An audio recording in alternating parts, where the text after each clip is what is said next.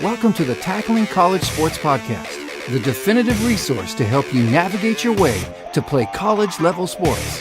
Here are your hosts, Chris Legates and Mark Franco, where they want you, the TCS Nation, to be your best.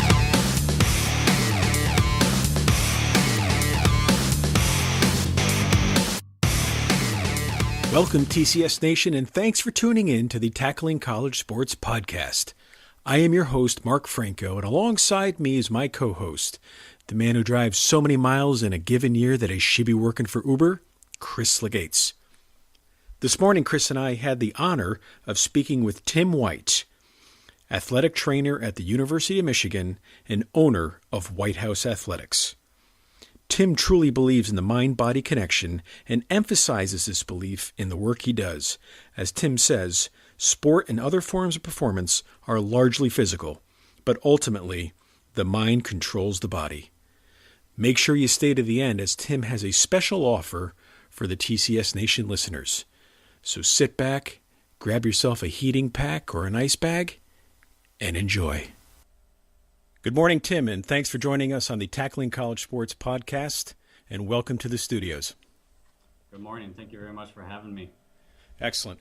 Hey, Tim, let's just start right off here. Can you tell our listeners how you got into the position you are in today? Yeah, so I am in a little bit of a unique position based on my educational background, but I currently work in two areas.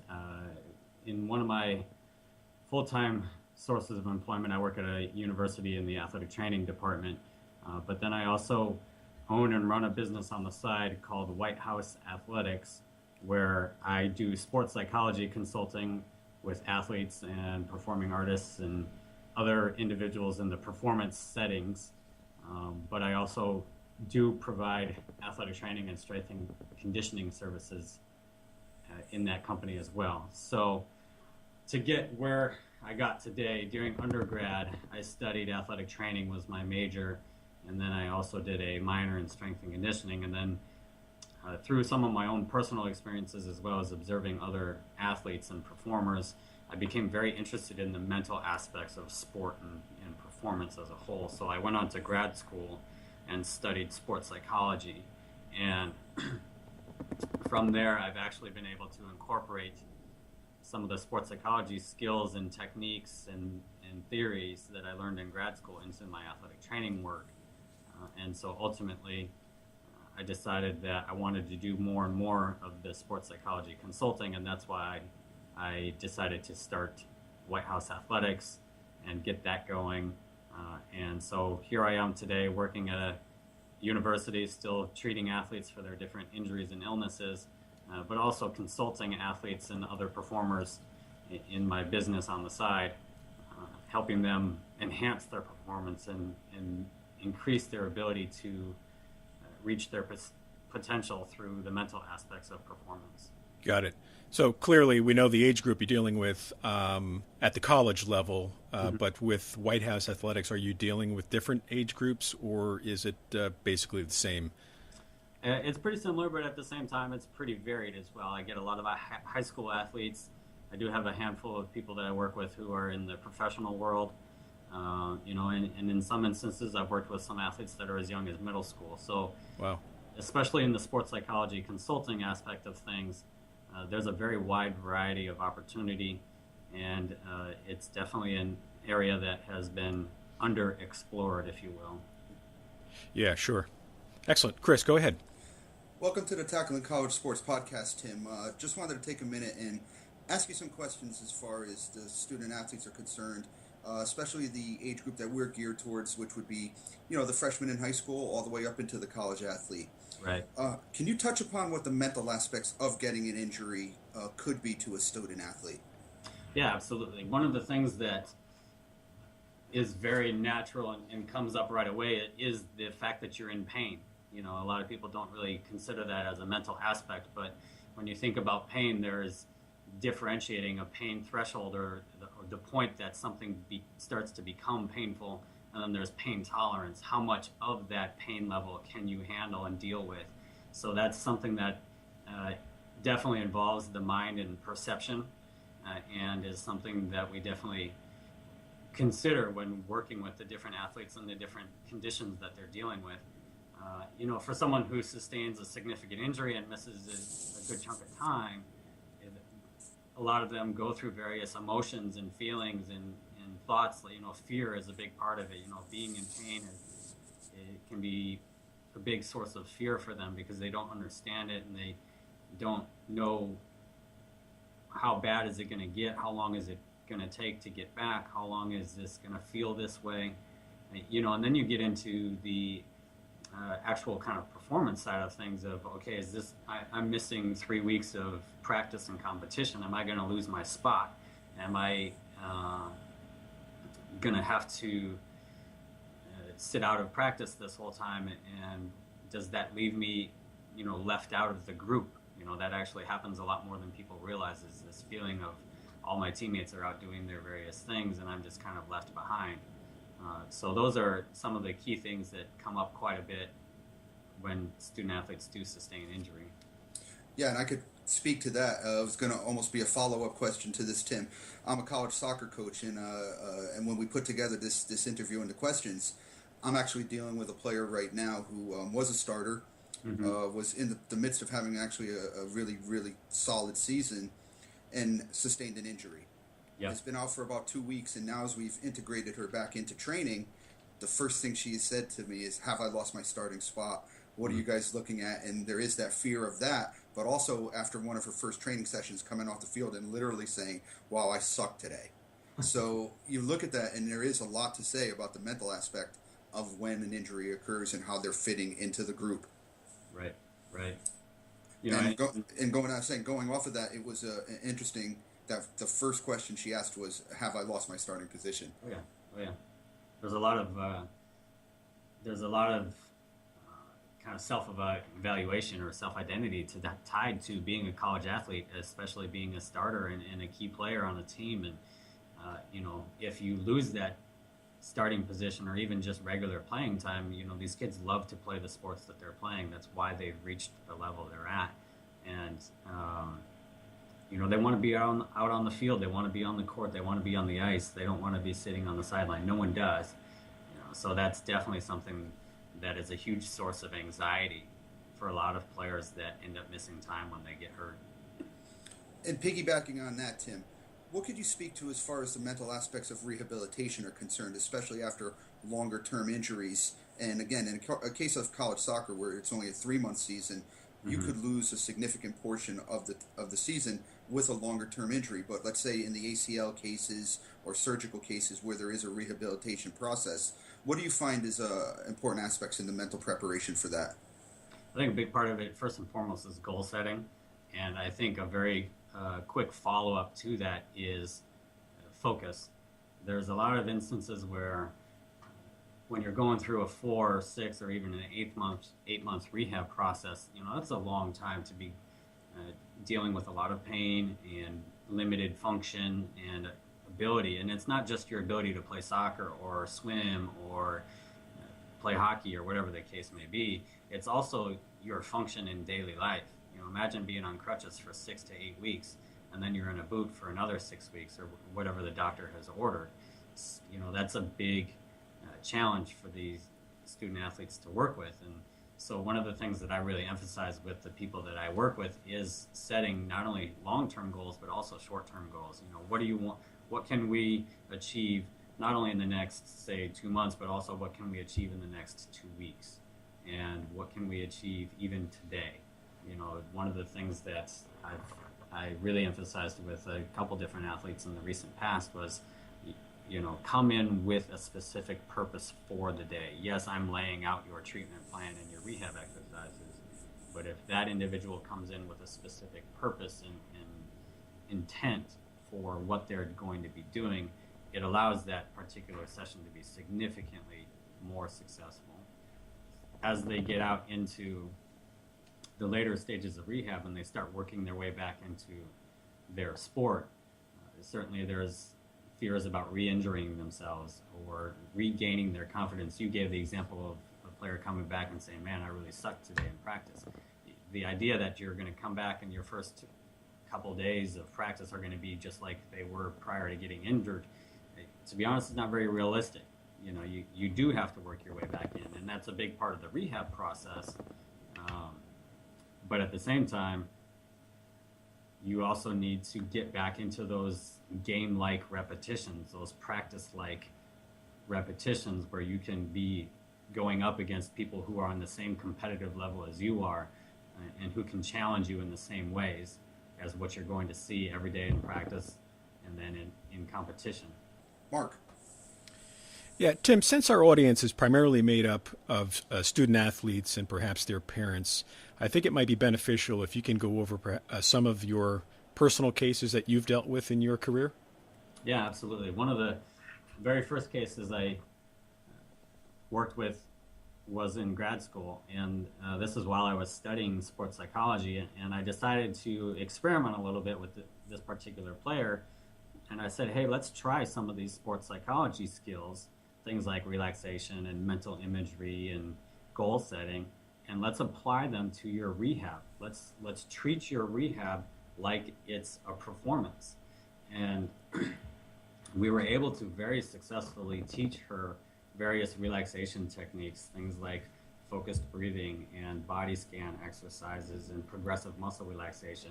And that had a huge effect on her overall emotional state, being able to manage the anxiety of being hurt and being out and not being able to play that season. She missed the entire year in this particular case. But it also was really helpful in her ability to regain her range of motion. This was a knee injury, and being able to use the mind to help the body and the muscles and other tissues relax so that she can enhance the stretching exercises that she was going through and that I was taking her through as her therapist, made a huge difference. We were also able to use a very specific mental imagery exercise that was very influential in her pain management. There was some pretty painful stretches and other exercises that we had to take her through as part of her rehab, and she was able to visualize a specific image that she was able to influence and change within her mind, which subsequently helped influence and change her perception of pain down in her knee. And I'm not talking about, some sandy beach with palm trees and go to your happy place type of image. It was a very definitive, ball of fire type image that she was gradually cooling down, if you will, to help influence and help take away that perception of pain. So, Right. I imagine it must help quite a bit on your end for that student athlete to be open to this as well. And do you have to, kind of reassure them going along that, look, it's worked up to now, and they may take a step back and be questioning that? Does that come into play as well? Absolutely. There are definitely some kids that I'll approach and make this suggestion, and I know that they'll buy into it because I know their personality and I've worked with them in the past. And there's other kids that, to be brutally honest, I don't really push the issue, and in some cases I may not even bring it up. Some of it, absolutely, you have to know your student athletes, and you have to know their personality a little bit, and what sorts of things are they open to and what sorts of things are they not open to. I would love to use it with every student athlete that I work with. Right. But at the same time, if they're just looking at me like I got two heads and rolling their eyes, then I'm not only wasting my time, I'm also wasting their time. So. Right. Do you have another case? Yeah, let me give you another case here. I had another girl just recently, within the last couple of years, another surgical case, and she was someone that, again, was very open to these approaches and had actually kind of looked into a couple different apps that were oriented towards relaxation skills. And, she ultimately told me, I actually prefer listening to you and hearing you talk me through the exercise. There was something about that for her that was just worked better for her. But one of the things that we were very successful with towards the end of her rehab, in terms of regaining her confidence and eliminating any fears of re-injury, was to go through some mental imagery exercises that were tied to her playing again. And we would recall an event or a specific game or competition where she was very successful in that particular competition, and she would replay that event back in her mind almost as if she was watching a movie, like, pretend she was sitting in the stands, and then we would also repeat that from the perspective of within her own body as well. And that's some of the kind of finer details of how we do it. But the point is, she was able to repeat and recall that success that she had experienced in the past, and that was very influential in her ability to progress through the return to play phase of her rehab. It was something that she was able to say, you know what, I've done this in the past, I can see myself doing it again, I can replay that image, and I can create that image in the present moment, so that when she would go out and practice her sport-specific skills, she ultimately had a lot more comfort and confidence and was able to significantly regain her skills in a much quicker and efficient fashion. And what was her sport and injury, if you don't mind? The most recent case was a volleyball player, and she had a shoulder surgery. She had a tear in her shoulder that they had to go in and repair. Okay. So she missed, she went through a 6-month rehab process. Wow. And that's at the college level? Yeah, it was a college level athlete. Fortunately, she was able to complete her competitive season and put surgery off until the end of the year. But the injury was significant enough that even before the season was over, we knew she was going to have to get that repaired. Great. Chris? That's it's really interesting to hear the imagery and how it fit. Tim, when we talk about student athletes dealing with injuries, and we just spoke and you mentioned goal setting is one of them, what other tips could you give to a student athlete that is dealing with maybe a severe injury, maybe not a severe injury, but at least a mental approach to how I'm going to deal with this in season or out of season?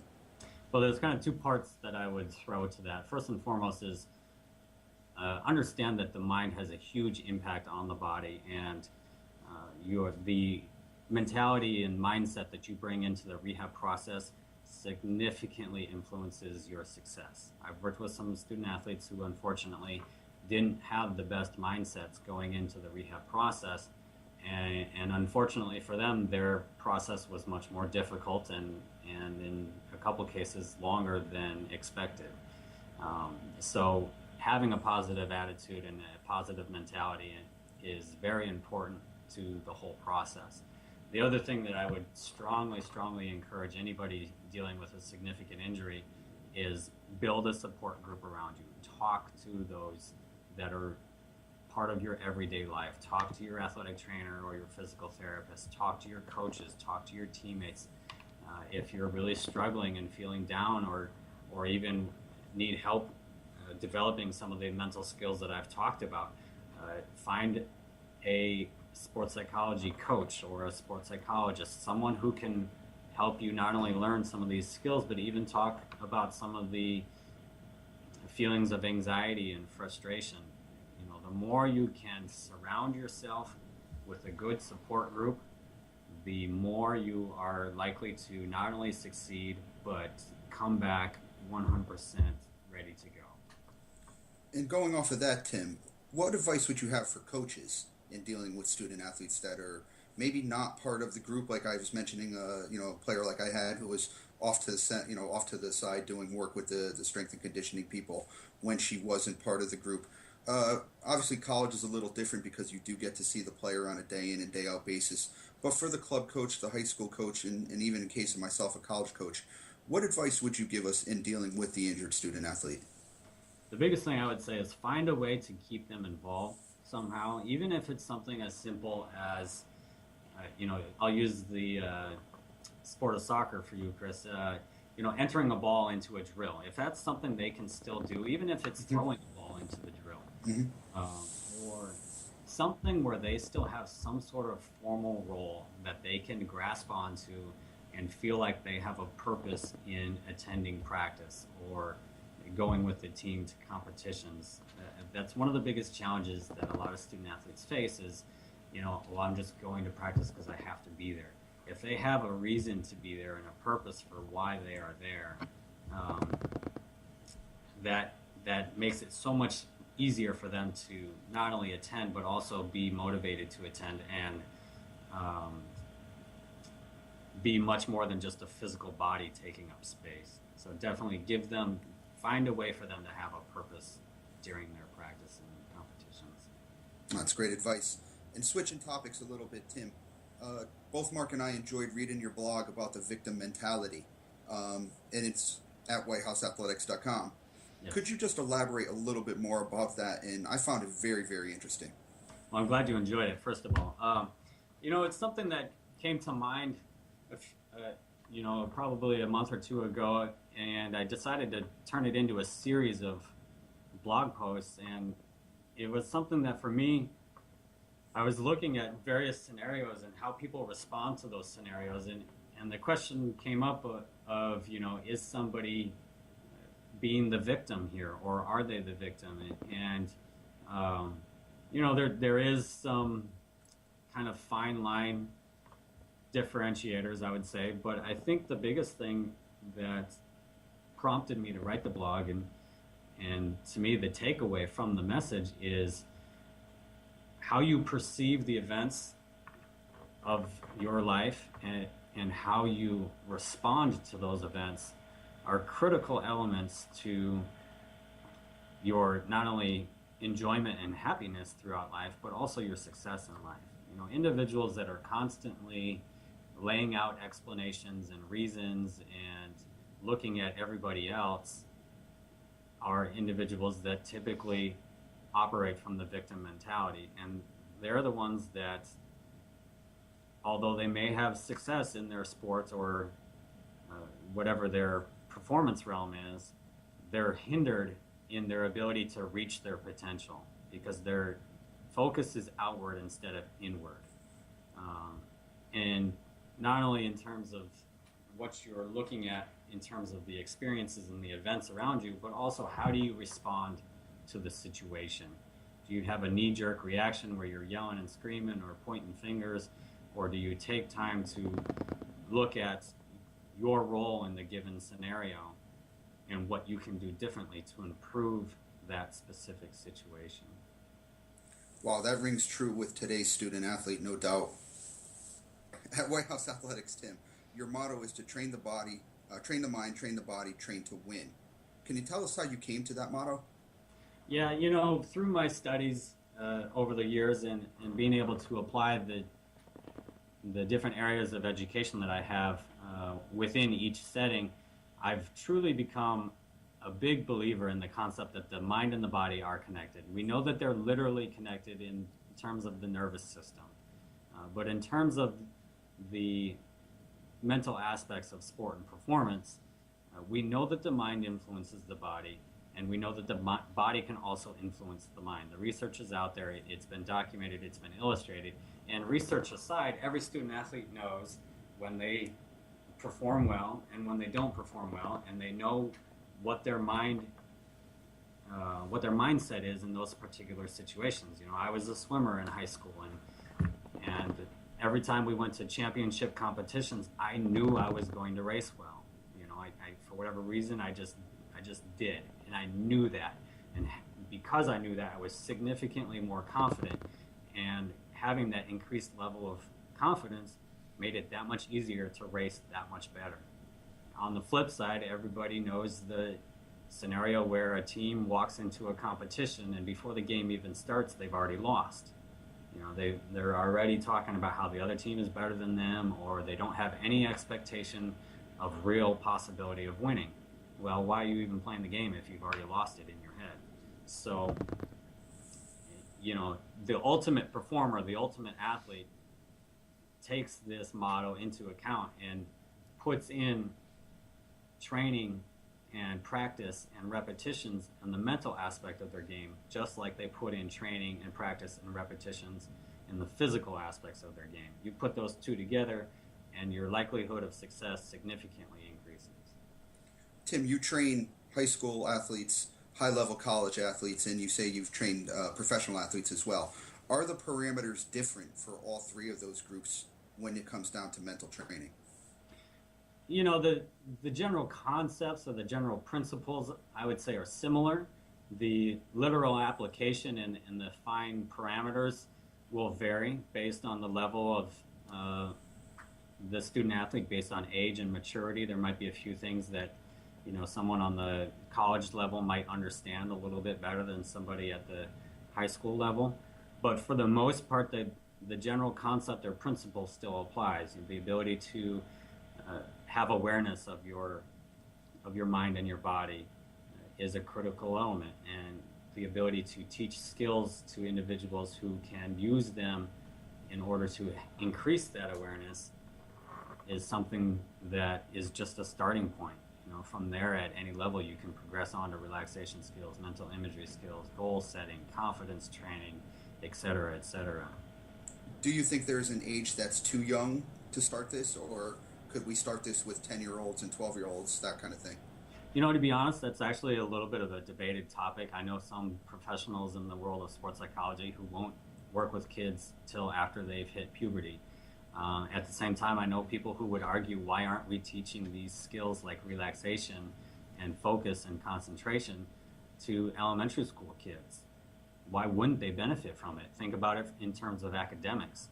Your ability to concentrate on your schoolwork, to avoid distraction in the classroom, take test anxiety, and being able to calm your mind before and during an exam. So, I've worked with people as young as 10. And it's not to say that I wouldn't work with anybody younger than that. But certainly, as you do get into those younger age groups, you definitely have to tailor your message a little bit so that it can be understood and comprehended by that individual.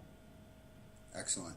I'm going to throw it to Mark now. We're going to have a little fun with you, Tim. Oh, boy. That was a great message there, Tim. Thanks. Thank you. Yeah, so we're halfway through roughly the interview, and this is where we typically pause and get to know the party that we're interviewing. And so we're now titling this The Getting to Know You. I promise this will not be Dr. Phil-esque.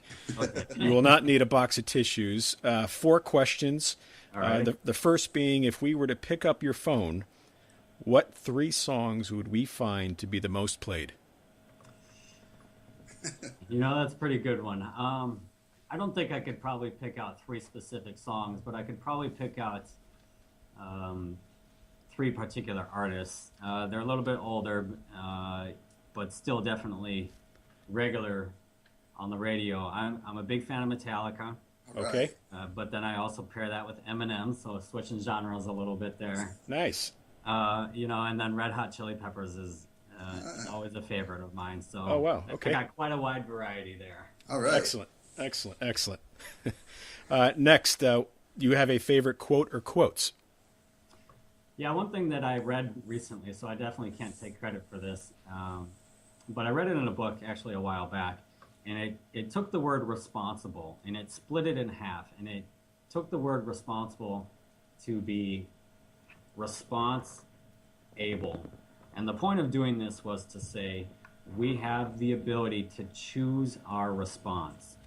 And the more we can do that, the better off we are in any particular situation, as opposed to a knee-jerk reaction that we often later regret and have to do repair work on. So I love that idea of being able to choose your response and make a responsible choice. I like that. I've never run into that one before. No, that's awesome. Yeah. Next, this is always a tough question, I'm going to tell you. Dealing with athletes and those in the athletic area, what books are you currently reading? Oh, or boy. what books would you suggest for our listeners? I actually am, when we travel, we're on a plane or a bus or whatever, and that's probably the only time I do read, actually. But I currently am working through the book Mindset by Carol Dweck. She's a PhD level, she's a professor, actually, and I believe she's at Columbia. Double Okay. check that for me. But she's written a book about mindset, and it's a lot about the approach that you take to really everyday life and various scenarios. And she differentiates quite a bit in the fixed mindset versus a growth mindset. And it, in some ways, kind of ties into the victim mentality blog that I had written. Are you looking for opportunities to learn and grow, or are you constantly looking for opportunities to prove yourself and demonstrate your worth over other people? And it's been really interesting to read through it. I definitely would recommend it, and look forward to reading the rest of the book. Thanks. I like that area a lot. I'll have to give that a look. Mm-hmm. Lastly, do you have any web-based sites or tools that you cannot live without? And those can be personal, work-oriented, or productivity-related. You know, what I would have to say, and this can be actually a little bit professional and personal. I really actually do love Skype. My daughter is 16 months, and so my parents love to spend time on Skype and chatting with us and getting to see her because they live a ways away. But a little bit of a self-promotion here at the same time. Skype is a very useful tool for me because that's one way that I can consult athletes who don't live in the immediate area. You know, I do most of my work in the Ann Arbor and Detroit areas, even down into Toledo a little bit. Yeah. But you know, I still have a lot of friends and connections back in Minnesota, or as far out west as Utah, or as far east as Connecticut. So people who find me and can't get to me in person still have that option to get some coaching, get some consulting on the mental aspects of their performance. Yeah. Well, it's a staple in the TCS arsenal as well. Yes. Yes. Any others, or is that it, Tim? You know, to be honest, I don't spend a ton of time on the internet, so Sure. I am a little bit of an ESPN junkie. If there was any other sites, I definitely spend a lot of time on ESPN, probably too much time. So. As most of us do. Yeah, I got to stay up to date with my teams. That's right. Chris, go ahead. Well, Tim, we bring it back on topic. We've raked you over the coals with some of these difficult questions now about your playlist and such. We'll bring it back to the matter at hand. Question, for 20 plus years now, I've run a club soccer program, Premier Soccer, just like juniors volleyball, AAU basketball, that kind of thing. Okay. And as the years have progressed, parents, especially parents, want more this, more that, more whatever. And what they want ends up being that the calendar is 11 and a half months full of activity. Mm-hmm. Us as a group, we've tried to say, listen, we need to take breaks in here. Yes. How important would you think, or could you speak to the importance of rest from a physiological and a psychological standpoint? It's absolutely critical, 100% absolutely critical, especially in the youth sport world these days. We're hearing more and more these days how all of our kids are overscheduled and under-recovered and under-prepared for life after high school. And so when it comes to rest and recovery, not only is it critical on a daily and a weekly basis, but also on a monthly and seasonal basis. There are a lot of teams, I'm sorry, Chris, but I got to pick on soccer a little bit. You know, there are soccer coaches all over the country that insist that their kids play on their teams year round, you know, and from the physical health side of things, we are seeing more and more overuse injuries. We're seeing more and more kids being forced to stop playing their sport that they love because they're hurt.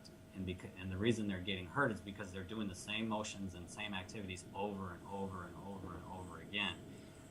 The other thing I'll throw in there about the physical aspects of things is the multi-sport versus single-sport athlete. There is a lot of carryover. I have a volleyball player right now who also played softball, who also played basketball, who also played golf. And she talks all the time about some of the footwork that she learned in basketball is footwork that she uses in volleyball. And without that footwork, she may not be as successful as she currently is. So sorry to pick on your team there a little bit, on your sport there a little bit, but the physical standpoint of things, that rest is critical. Psychologically, a lot of times people just need a break. I think a lot of us get to a point in anything that we do where we just need to get away for a few minutes or even a few days. Some people talk about, oh my gosh, I just need a vacation. That's that psychological rest that somebody needs. And I think that definitely applies to sport. I'm a huge proponent of multi-sport athletes, if you can't tell. But I'm also not going to tell anybody that, you have to be a multi-sport athlete either. But I do think that that is a huge advantage, is it gives your body a break from some of these repetitive movements, and it gives your mind a break. I'm totally in agreement with you, Tim. The group that I work with, we've been sometimes, I would say, ridiculed for saying, "Listen, we're not going to offer anything through the month of December because kids are not just coming off of an entire high school season, middle school season, plus they've played club ball." And what we found at times is people say, "Well, why aren't you going to do anything through December?" And they end up finding something else for their kids to do. But we truly believe that mentally and physically, that kids just need a break. Mm-hmm. And in addition, I think you probably are aware of participation numbers in all sports by the age of 14 drop dramatically. Yes. Because the kids have been now pushed for such a long time from U8, U9. They have to make this team and go to this tournament. That psychologically, they've just had it. Absolutely. That you know, and the word that comes to mind as you're describing that and is 100% accurate is burnout. Right. Unfortunately, there are parents and in some instances coaches and other individuals that are literally driving these kids into the ground and pushing them out of sport because they no longer enjoy it. The number one reason kids get into sport is because they want to learn how to play a game and they want to have fun. Fun is the number one reason why kids get into sport. The number one reason why they get out of sport is because they're no longer having fun. And generally speaking, and I know this is a very broad statement, but generally speaking, the reason these kids are no longer having fun is because of adults. Mm-hmm. Yep.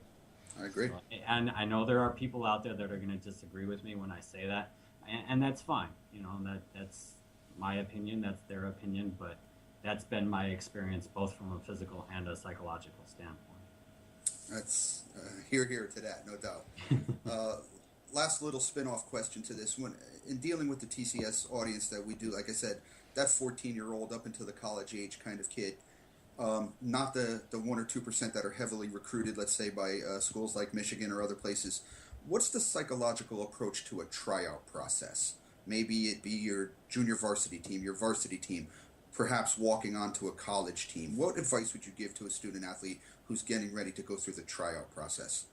I think the biggest thing is focus on what you can do. I've worked with a lot of people who, you know, they get into my office or a conversation with me and they're talking about, you know, I was looking at this person and they did this, and I was looking at that person and they did that. And I'll give you a really good example. I was working with a girl who was on the top team in her club that she was playing for, and she had been doing really well both physically and psychologically, and we started getting towards the end of the season and she started getting anxious and nervous, and we started to talk about it, and she said, well, yeah, we got tryouts that are going to be coming up, and you know, I know the coach for the next year's team, you know, she likes to recruit people and bring specific players in, and you know, that I saw them at practice the other day, and you know, they're jumping super high and hitting the ball super hard, and you know, et cetera, and she had fallen into a little bit of a trap where she was giving all of her attention and focus on what other people are doing, and from there she started comparing herself, and what she had failed to realize is that there were some players that looked at her the same way. You know, she's jumping how high, she's hitting how hard, she's scoring how many points in a game, and so getting back to the question, you know, focus on what you can do and focus on yourself, especially in a tryout scenario, because you're being evaluated as an individual. In some instances, there's probably a little bit of a, how well will this person fit in with our team and how well does she play within the system. But ultimately, most tryouts are an evaluation of your skills. So focus on your individual effort and focus on your individual skills and execution. Excellent message. Last question from me. Tim, it's been great, awesome talking to you today, and there's such a great message in all the things that you touched upon. Any final thoughts for the TCS audience? You know, I'm going to go back to that mind-body connection. I truly believe that the mind and the body are interrelated. The mind does influence the body does influence the mind, you know, and we need to train both. We spend a lot of time training our physical skills and abilities. Unfortunately, sport doesn't spend nearly enough time training the mental aspects of sport and performance. So I highly encourage, if you want to get out in touch with me, I think we'll talk a little bit about that in a few minutes here. I'd love to work with any of the listeners of the show and, teach them some of these specific skills that I'm talking about. But we have to practice mental skills the same way we practice physical skills. And before it's too late. I mean, as you would train your body with running and lifting, we should train our mind the same way, yes? Yeah, absolutely. Spending 5-10 minutes each night practicing a relaxation skill, going through some mental imagery, taking 5 or 10 minutes to write down some goals. All of those things, fortunately, they don't take very long to do. That's the advantage. That's one of the things that I really like about some of these mental skills. But they do require practice. They do require repetition. It's not like you can wake up one day and suddenly know how to relax your mind and your body, especially in the heat of competition. You have to practice. Thanks, Tim. Mark? All right, Tim. Well, let's dive right in here. How can the listeners get in touch with you? Email is probably the fastest and easiest way to get in touch with me. My email address is tim.white@whitehouseathletics.com. Again, that's tim.white@whitehouseathletics.com. I'm also on Facebook, facebook.com/whitehouseathletics, my website is whitehouseathletics.com. And I also have a Twitter feed @WhitehouseAth. That's WhitehouseATH. It couldn't fit the whole name in the Twitter. No worries. I'll make sure that I get all that information up on the show notes. So when they folks go to listen, they'll be able to see that information, and I'll provide links to all of your destinations. So excellent. Also, lastly, do you have anything that you wish to promote today? Yeah, I'm actually running a little bit of a promotional item, if you will. Anybody that signs up for 4 sessions with me will receive 1 free session. So you'll receive 5 total sessions of mental skills training with the purchase of 4 sessions. Again, the best way to work that out is reach out to me via email, and we'll get in touch with each other. I'm happy to explain my services in more detail to any of the listeners out there that reach out. And if we ultimately decide to work together, anybody who mentions this podcast will receive 1 free session when they sign up for 4 mental skills training sessions. Perfect. And I'll add that as well to the show notes. Wonderful. Awesome. Thank you very much. Excellent. Once again, we've been speaking with Tim White, Athletic Training Department at University of Michigan, and also the owner of Whitehouse Athletics. Wealth of information. It's been a great time. I appreciate it. Thanks, Tim. Yeah, Thanks, thank Tim. you very much for having me, guys. I appreciate it. It's been fun. And lastly, TCS Nation, don't forget you can get in touch with us on the web at tcsnation.com, on Facebook at facebook.com/tackling college sports, on Twitter at TCS Nation, the gram, TCS Nation, and don't forget to sign up on our site for the new weekly feature, The Friday Five. It's a very short email, but will contain some valuable tips, facts, as well as some humor. Exclusive to email subscribers only. Take care, and until next time, be your best. Be your best.